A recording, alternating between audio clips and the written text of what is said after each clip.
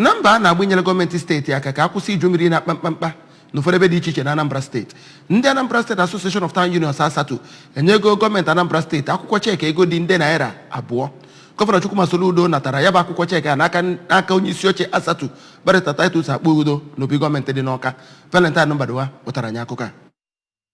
n'oge ọ na-ahafenye ya bụ akwụkwọ ikike eji adọrọ ego ka Barrister Akpoghudo kọwapụtara na otu ASATU bụ nnọọ ndị ya bụ idei mmiri nke wakporo ndị mmadụ wutere nke ukwuu ma kwe nkwa ịga n'ihu na-akwado gọọmenti na-etosi metụta mmeghe na ọganihu nke Anambra steeti. O toro Gọvanọ Soludo maka mbọ pụrụ iche ọ na-agba n'ibelata ahụhụ nke ya bụ idei mmiri butere nyegara ndị Anambra nke ọhaneze ndị Igbo worldwide ma bụrụkwa onye ji ọkwa chairman nke Board of Trustee ASATU bụ Chief Damian Okeke Ogene. Ogo na-ekwu okwu kọwapụtara na otu ASATU bụ nnọọ ndị nke na-ejigide ebumnobi eji wube ha nke o kwuru na ọ bụ ịkwado gọọmenti na-eme ọfụma ka ha gaa n'ihu ime ka Anambra bụrụ ejiamaatụ. O tokwaziri Gọvanọ Soludo maka etu o si achị ọchịchị ya ma kọwaa na ọ na-eme nke ọma. Gọvanọ Soludo na nzaghachi tọrọ otu ASATU maka ya bụ ihe onyinye ma kwe nkwa ịga n'ihu ime ka ọchịchị ya na-eweta mmepe pụrụ iche ọkachasị n'ime ime obodo. Ọ kpọkuru ndị Anambra ndị ọzọ ndị ọnọdụ mmadụ na-emetụta n'obi ka ha gbata ọsọ enyemaka n'ọnọdụ dị otu a iji nye aka ime ka ndị ya bụ ide mmiri metụtara